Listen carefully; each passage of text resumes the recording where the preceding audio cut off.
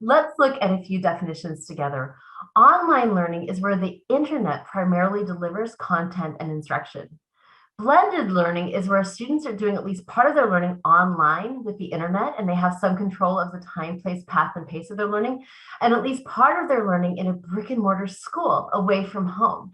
And then the modalities along those paths are connected to create an integrated learning experience. So if a student is doing some of their learning online and some with a face-to-face teacher at school, there's some connectivity so that there's a seamless experience from the student's point of view.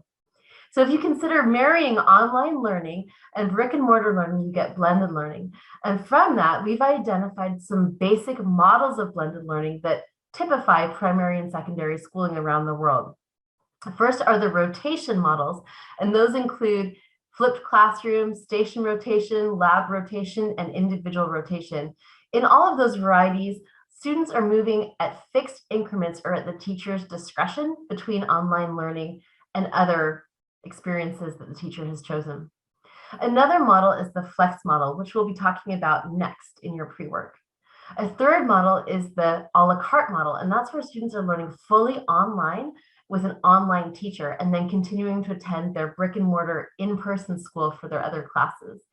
And then the final model is the enriched virtual model, and that's where students are coming to school maybe 2 days a week or 2 days a month, and then doing the rest of their learning online. So it's more of a fully virtual remote model enriched by some in-person attendance.